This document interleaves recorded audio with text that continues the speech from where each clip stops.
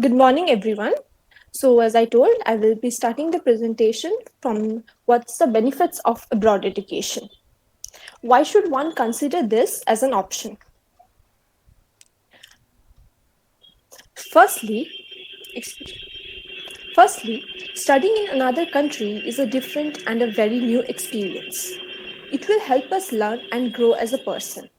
One can get to experience an entirely new culture. It will also provide us with great career opportunities and obviously make us more independent.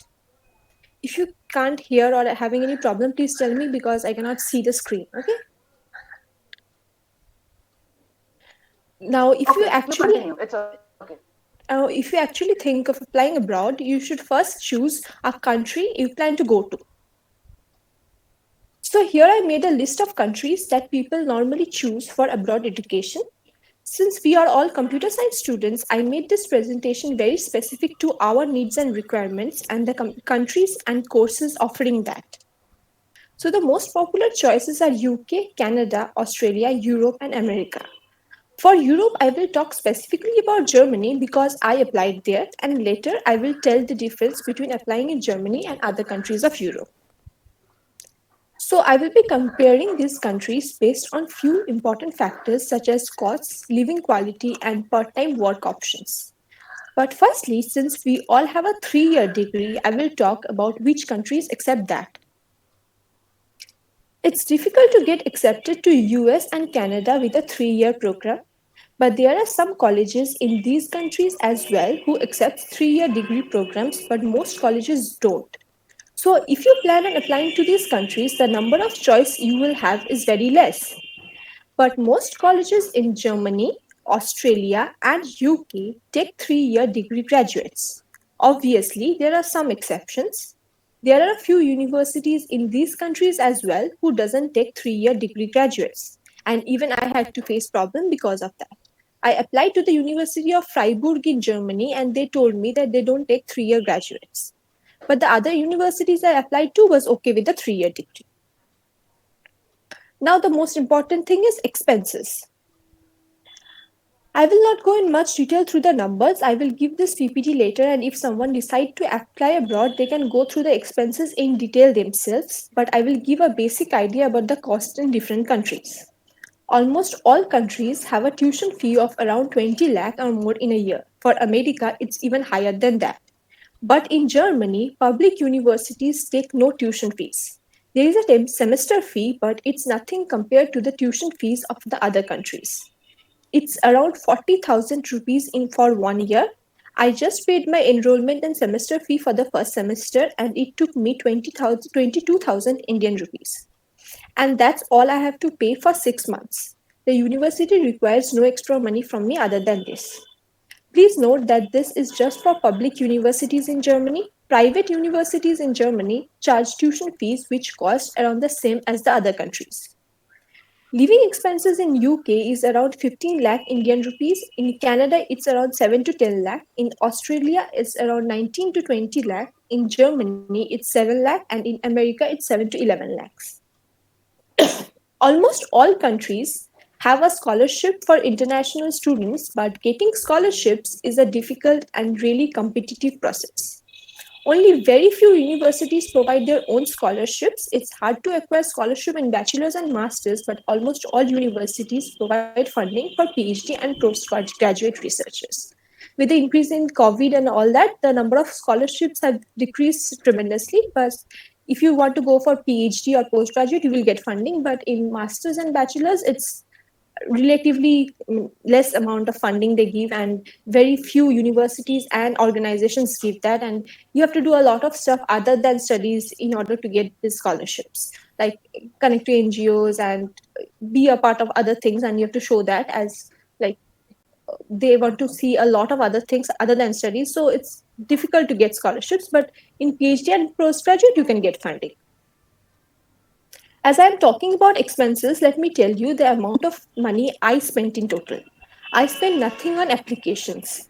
In Germany, some colleges take application only through a third party named UniAssist. If you apply via UniAssist, you need to spend around 5 to 6,000 per application. I didn't apply via UniAssist. I applied only to colleges that take direct application. Other than that, I had to create a blocked account for my visa. In the blocked account, I had to submit the total money I will spend in a year. When I did this, I had to spend 9,23,000 approximately. This includes my college fees as well. After going to Germany, I will have to unblock this account and use this money for all my expenses. This money will cost all my living and college expenses in Germany. This limit is set for the highest possible expense. Normally, people don't require this much in a year. I talked to many students who are already living in Germany over the last few months, and what they do is they try to get some jobs, preferably in the universities as TAs or research assistants, etc. And they use that money from the student job for expenses. They give enough amount so you can cover your rent and your food and groceries and stuff, and they keep the blocked account money for emergencies and stuff. Mostly everyone covers 2 years with that 1 year money from the blocked account. They don't have to take any extra money from home for the second year. Other than this, I had to pay 12,000 for TOEFL and 10,000 for visa approximately. That's the gist of all my expenses. So the total money you require to study in Germany is around 10 lakh. You can arrange student loans for these expenses. But while taking loan, you should always remember that you have to pay it back when you start earning. The cost in Germany is much lesser and affordable, and if you take a loan for Germany, you can most likely pay it back when you start earning. But I would never advise you to go to countries like America without scholarship, because by the time you will graduate, you will be knee deep in loans and you cannot come back to work in your country because you cannot pay an American education loan with your Indian job salary. You have to stay and work there only. But it's easier during PhD because then their universities offer funding. Now let's look at the part-time job availabilities. Almost in all countries, you're allowed to work maximum 20 hours per week. In UK, you may or may not be allowed to work depending on your case. Now, if you already choose a country, you can go through the work schedules and the things you are allowed to in detail. But right now, you need to just remember this much. Germany is the only country where a student can pursue a part-time technical job in a related industry. No other countries allowed that. There are part-time technical jobs in your related subject. You can do that only after you graduate. Now I shall talk about my point of view with what countries have to different countries have to offer you. In Canada, the advantage is it's easier to get work permit and permanent residency. Frankly, most people who are attracted to Canada wants to settle there. Canada has many disadvantages, including huge tuition fees, high cost of living. They don't have a good healthcare system, and the climate is too cold. In Germany, the greatest advantage is there is no tuition fees. And the disadvantage is you have to learn German. It's difficult to get by without learning their language. Courses are English taught, but without knowing German, you will face problem living there. Though the situations have changed a lot with the coming of computers and stuff, most people now at least understand English, but knowing the language always makes it easier. The advantage of USA is obviously you're getting a chance to enter USA. USA obviously has vast academic opportunities, but the disadvantage is cost of education and living is very, very high. I didn't mention Australia and UK because I didn't find anything specific to these countries that I didn't already mention. Now, the initial and basic steps you require to study abroad. First, you have to apply for a passport if you don't already have one. Get your transcript and the required documents from the university. You have to get your transcript and the provisional certificate. I don't think anything else is required. Conduct thorough research and decision on and take a decision on which country suits your need. Make an informed decision. Don't rely on the decision of other people.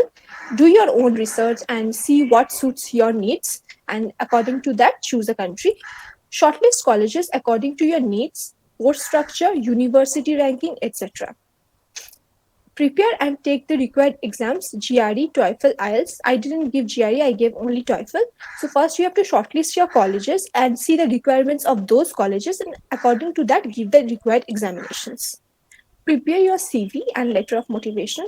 Get your own letter of recommendation from your professors, apply to selected colleges, and wait to hear from them.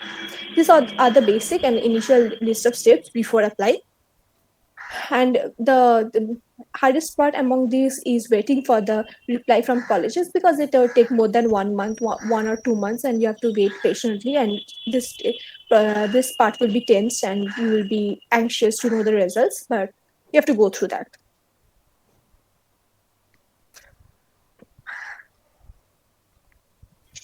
Now, to better your chances of being accepted, you should try to keep your GPA high because that's the only thing that they see other than your letter of motivation and recommendation, because the marks is the thing that makes them decide what kind of student you are. Try to do some internships if possible, that will look better on your resume.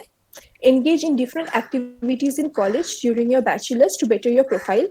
You should do everything that makes your profile stand out. Like, there will be a lot of applications, and to make your profile stand out, you should do things other than just studying. I'll do some projects, some internships, and things that will better your CV. Write an honest letter of motivation, focusing on why the course and the specific university is suitable for you. Try to take a letter of recommendation from professors that know you well. In that way, your letter of recommendation will be unique, and it will not be the same that all others are submitting. It will very specifically be written about you and your good points, so it will set you apart. The thing you should not do is write a general letter of motivation for all universities. Motivation letter should be very specific to the course you're applying for. Letter of motivation is very important because it creates your impression in front of the people judging your profile. If you can make your letter of motivation stand out, you have a high chance of getting accepted. There were several people with better profile than me who applied with me at the same time and then got rejected from the colleges I got in. The main reason of this is the motivation letter. Having a good motivation letter is like having half of the work done.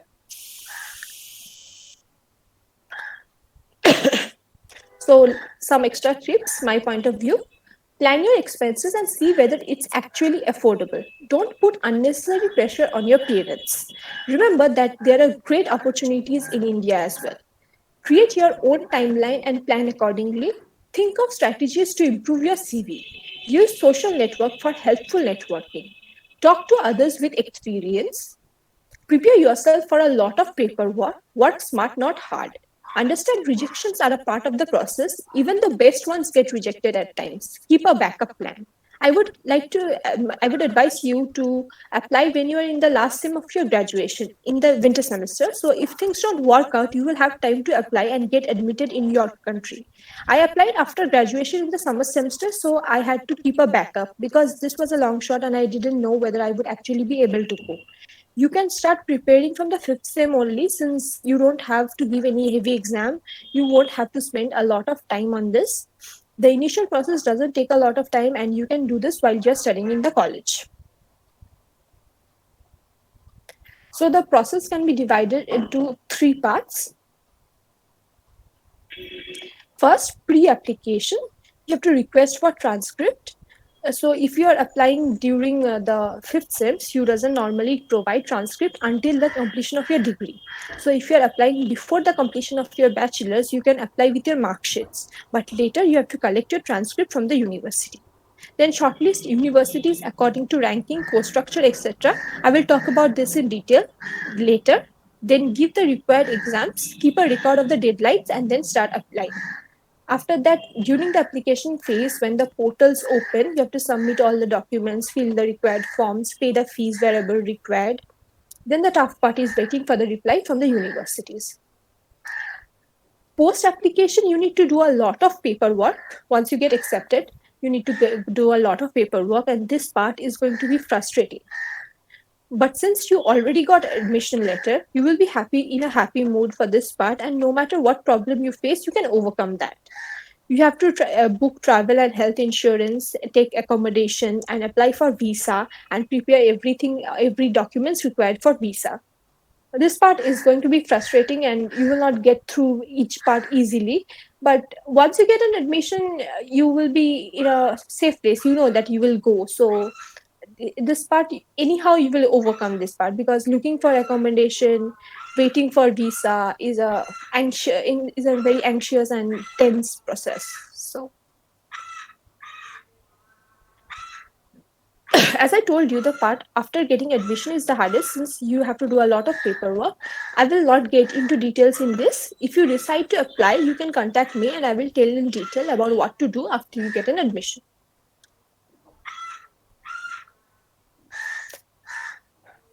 If you decide to apply, remember the process requires determination, strategy, hard work, a lot of patience, and managing your expenses if you don't have a scholarship. What the process does not require is brilliant academic records, ability to crack tough exams, a lot of money to be spent during application process. Now, let me talk about my own experience. I applied to 6 universities: University of Stuttgart, University of Freiburg, Frederick Alexander University, Saarland University, University of Bonn, and University of Mannheim, all of this in Germany. I applied for computer science, data science, and artificial intelligence courses in these universities. Out of these, University of Freiburg told me that they do not take 3-year degree graduates, and I got rejected from Mannheim because I didn't have enough math credits. Every university is very specific about their requirements, like what they're about to teach should match with your bachelor's curriculum. That's the one of the main things that they see. And since you are all computer science graduates and you will be applying to computer science related fields, I don't think you will have much problem. And our course structure is very flexible, and it has the required courses, so I didn't face any problem, and I don't think anyone of you will if you apply. I got accepted to all the other universities other than these two. Now comes the question, which university I chose to go to. If you go through the QS ranking of the universities, you will find that University of Bonn has the best QS ranking among these universities. Its ranking is even better than most IITs, including IIT Kharagpur. But I chose to go to Saarland University.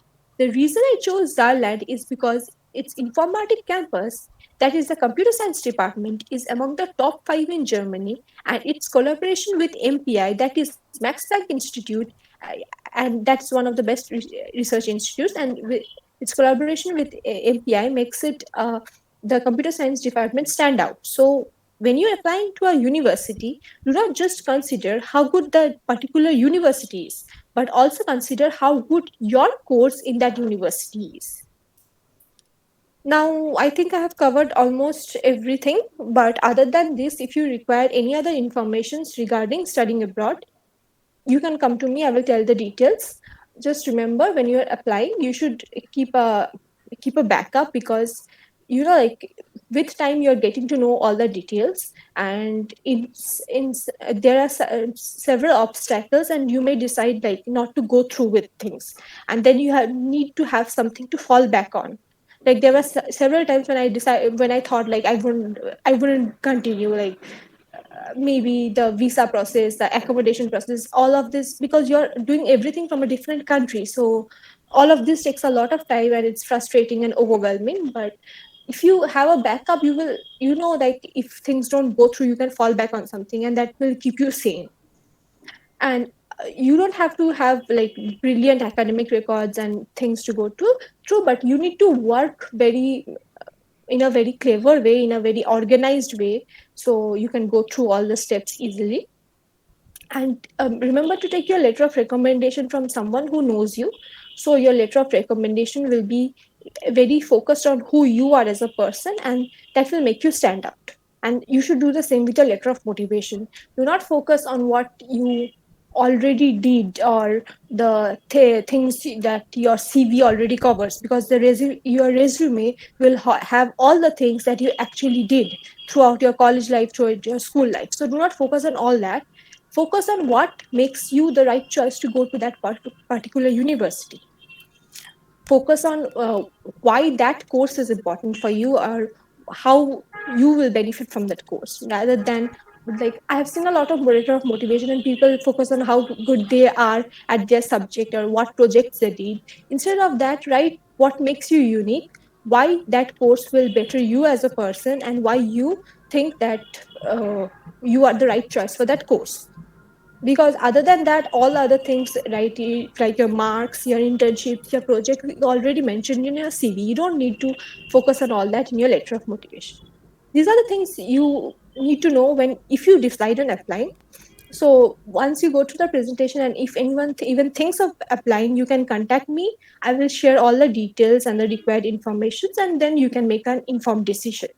And if you're applying to Germany, the first website you need to go through is that website. It has all the required informations about the universities, and you can compare the universities in the Zeit website. They compare the universities based on CAG ranking, and if you have to consider two universities and stuff, they will give you like which university has best course structure, which university have better teachers and all that. They will put the universities in groups according to certain criterias, and you will be able to judge the universities based on that. Other than that, you can check all the requirements and eligibility criterias in that, and after that you can follow up from there only. And once you get into that, you will find it will be smooth, and you will know what to do next. And if you and you should contact other people, like use social network to talk to other people who are already in a different country where you are going to pursue your masters. Like if you decide on USA, make an LinkedIn account. I saw a lot of our juniors are already on LinkedIn. That's a good thing. You should go there. If you are deciding on a particular university, try to find people who are already studying there. Talk to them about their course structure, about job availability, about teachers, about projects, and the application process and all that. You will get information about that particular university, and it will better your chances of like taking a decision and applying. It will it will make the process very much easier. So use social network for things that are actually helpful to you. That's all I have to say. Thank you.